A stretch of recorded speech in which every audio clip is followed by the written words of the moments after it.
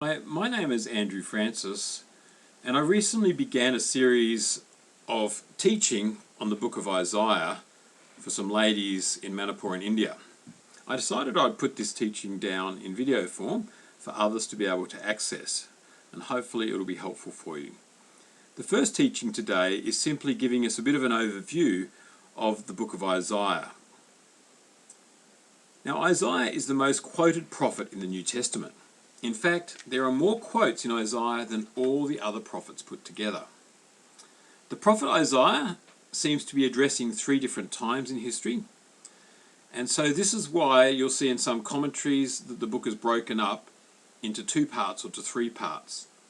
The first is found in Isaiah chapters 1 to 39, which seems to be during his own lifetime from about 739 to 701 BC. The second is during the exile after his death from 605 to 539 BC, and the third is after the return of Israel from 539 to 400 BC. And this is why some scholars assume that Isaiah was written by two or even three different authors before being put together in one book under one name. Now, as I say, the different scholars have different understandings of this, and one of the scholars I read, a guy by the name of Mattia, believes that Isaiah was written by one person and that Isaiah was prophesying events that took place in the future. And he has some very good reasons why he believes that. I'm not an Old Testament scholar, so I'm not going to get involved in discussing the reasons for or against such an understanding. But certainly I think we can take Isaiah as God's word, and definitely Isaiah has many prophecies that are talking about the Messiah, Jesus. So let's take a moment to look at the historical context of what was taking place in the world at that time, and in particular in relation to Israel and Judah. Assyria was a superpower on the rise. Previously, from 823 to 745 BC, Assyria had had a number of weak leaders, and this had enabled surrounding nations to relax and to prosper. Previously, it had been the superpower in the area. But after becoming weak for a period of time, it was now starting to become strong again. Sadly, during this period of prosperity, during the time when Assyria was growing weak, there'd become a lot of complacency amongst the people of Israel and Judah. Israel had assumed that God was blessing them and refused to listen to the warning given by the prophets such as Amos and Hosea. Judah, at least, had a godly king, but probably because they liked to compare themselves to godless Israel, they had also become complacent. And so the results in both kingdoms was idolatry, adultery and immorality, and the oppression of their own people, particularly the weak and the poor. For Isaiah, idolatry was the big problem that inevitably led to the other problems of immorality and injustice. As Assyria started to regain its power, Israel was turned into a vassal or puppet of Assyria. It had to pay tribute to Assyria, and it looked very much as though Assyria would simply take over Israel altogether. Judah's king Ahaz, at this time Ahaz is not a godly king, the later king Hezekiah, who is being written about in the time of Isaiah, is a godly king, but Ahaz was not. He thought that this was a good opportunity to make an alliance with Assyria. Ahab also hoped that with Assyria's help, Israel might be completely destroyed, which would potentially benefit Judah. Because of this alliance with Assyria, Pekah, king of Israel, and Rezin, king of Damascus, attacked Judah in 735 BC. Ahaz then seeks the help of Tilgath-Pileser, king of Assyria. And this is where Isaiah's ministry begins. Isaiah challenges Judah and her king. He tells the people they should neither be Assyrian, pro-Assyrian or anti-Assyrian. Rather, they should simply be pro-God. And I think this is a challenge to us even now. It's very easy to look to other powers for our assistance, whether it's America or China or whoever. We see in America in politics, people are pro-Trump or pro-Biden or pro-Republican or pro-Democrat. In Australia, we have different parties. In every country, we have people or political powers that we look to. And I think the words of Isaiah are well to be heeded. We should not be pro anyone, we should be pro God and then determine our relationships according to that. Now, the reality for Judah is that seeking help from Assyria was like a mouse seeking help from a cat. When Tiglath-Pileser deposed Pekah and destroyed Damascus, Ahab was summoned to make a treaty which required recognition of Assyria's gods. Tiglath-Pileser died, and another king, Shalmaneser, took his place. The surrounding nations were hopeful that things would get better again, and everyone could relax a little. This was not to be. Israel was besieged and overrun, and Samaria, the capital of Israel, fell around the time Shalmaneser died, and Sargon became the next king. Hezekiah is now king of Judah.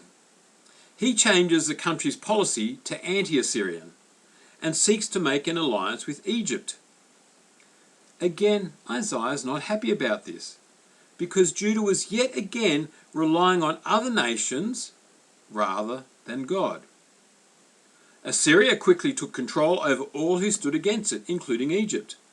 Even Babylon, which was starting to rise up, was defeated. Sargon, Assyria's king, was killed in battle, and rebellion broke out everywhere. Again, Hezekiah sought to bring together a coalition of nations, including Egypt, against Assyria. He refused to take Isaiah's words seriously.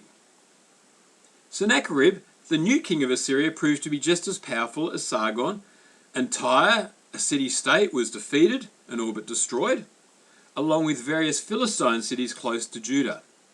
Sennacherib starts to attack the cities of Judah, and initially Hezekiah tries to win Sennacherib by offering him tribute. Sennacherib is not at all impressed and demands the full surrender of Judah, including Jerusalem.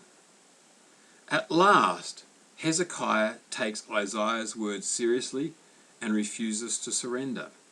Instead, he puts his complete trust in God. He really has nowhere else to turn at this point. Now remember, Hezekiah is supposed to be a godly king. He believes in Yahweh, unlike Ahaz before him. Finally, Sennacherib is thwarted in his attack against Jerusalem, and we read the account in chapter 39 of Isaiah.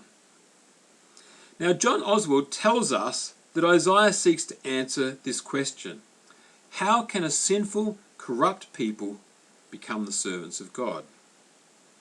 In chapters 1 to 5, Isaiah shows Judah and Israel's sinfulness. Chapter 6 offers a solution to this sinfulness: the vision of God's holiness. Chapters 7 to 39 works out the implications of this vision. Some further questions that are posed by Isaiah are these: can sinful Israel become servant Israel simply by choosing to do so? Now the answer to this question is no, and not even Isaiah himself could become God's messenger through his own choice. Another question: is God truly Lord of history, even if other nations seem stronger than God's nation, Israel and Judah? Another question: what is the role of God's people in the world? Another question: does God's judgment mean God's rejection? What is the future of the Davidic monarchy? Are the idols of the other nations, particularly Assyria, stronger than God? And some of the themes that we'll find through Isaiah are these: if people could truly see God's greatness and glory, their problems would well and truly be on the way to being solved. God is willing to redeem his people against all odds, and this is evidence of his holiness. Sin is rebellion. God's judgment comes in many forms in this book. There's natural disaster, military defeat, disease. But for Isaiah, all these things come from God's hand. People cannot save themselves. Only God can. And at a human level, all people can do in response to God is to renounce their pride and humble themselves before God acknowledging him as their only source of salvation. God's redemption is to restore his people so that they can image him in the world.